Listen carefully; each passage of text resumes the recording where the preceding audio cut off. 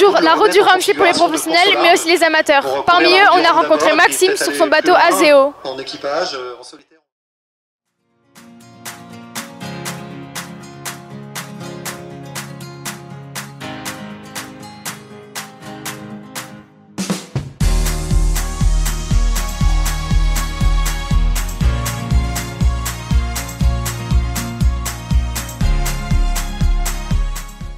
Alors bonjour, qu'est-ce qui vous a poussé à devenir skipper et y a-t-il une personne qui vous a influencé particulièrement? Bonjour, moi je suis passionné de bateau depuis que je suis tout petit. Je naviguais pendant mes vacances, les week-ends, etc. Et après je suis vraiment devenu passionné de course au large en lisant les livres des grands navigateurs parce que j'ai grandi à Dijon donc j'avais pas trop l'occasion de naviguer l'hiver. Donc c'est pas mal les récits de Tabarly, Kersozon et Christophe Auguin par exemple qui m'ont beaucoup influencé et qui ont fait que j'ai aimé la course au large. Est-ce que vous avez une course favorite et si oui, pourquoi? Bah, la course la plus belle, la plus connue, la plus mythique, c'est la route du Rhum. Hein, donc c'est pour ça que j'ai voulu la faire et que c'est mon rêve de gosse premier. Après, elles sont toutes un peu différentes et toutes belles, mais la route du Rhum, elle a l'avantage, c'est de traverser de l'Atlantique. Donc quand on est passionné de mer, on a envie de cocher cette case. J'ai traversé l'Atlantique, elle est en solitaire, donc ça aussi on coche cette case.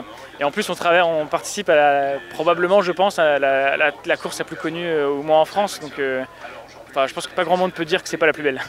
Est-ce que vous avez une mer ou un océan sur lequel vous préférez naviguer? Alors moi j'ai pas une expérience des mers au-delà de l'Europe, hein, donc moi je connais la Manche, la Méditerranée et l'océan Atlantique. J'ai très hâte d'aller rejoindre les Alizés, qui est normalement la route qu'on va prendre pour aller aux Antilles. Parce que là, il paraît que l'eau est d'un bleu incroyable, les vents sont réguliers et sont forts dans le bon sens, il y a les poissons volants, etc. Et puis on va vers les Antilles. Donc j'ai vraiment hâte d'aller dans ces zones-là. Est-ce que vous avez une anecdote marquante sur votre métier de skipper, qu'elle soit bonne ou mauvaise? Une anecdote marquante, en fait ces projets-là, ils sont vachement liés à la recherche de sponsors. Et en fait la partie navigation, c'est un petit peu la partie un peu la plus facile, hein, parce que donc du coup les moments où en fait c'est assez marquant, c'est quand le sponsor vous dit oui, il vous appelle et il vous dit ouais, ok c'est bon, on y va. Et là vous avez tous vos yeux qui s'illuminent et dire ah, ça y est c'est bon, je vais pouvoir vraiment lancer ce projet-là. Donc c'est pas forcément des choses sur l'eau. Après il y a la première navigation en solitaire, la première course, les premières victoires, c'est des instants magiques. Mais bon, quand on cherche des sponsors, c'est vraiment le point de départ d'un projet, c'est celui-là, c'est quand le sponsor vous dit oui. Est-ce que vous pouvez nous expliquer le déroulement d'une journée type sur un bateau? Alors en journée type, on raisonne déjà par phase de 24 heures, on ne raisonne pas forcément matin, midi et soir.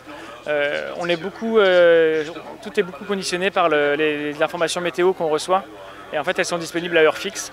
Donc par exemple, les informations du matin vont être disponibles à 6h30 du matin. Donc à 6h30, on va commencer par ça, on va télécharger les informations météo. On va les intégrer dans notre logiciel et on va essayer de faire notre stratégie. Donc pendant 1 heure, 2 heures, je vais être à la table à cartes, à mouliner un peu toutes ces informations, à mettre au clair dans ma tête et à dire bon allez, j'exécute ça.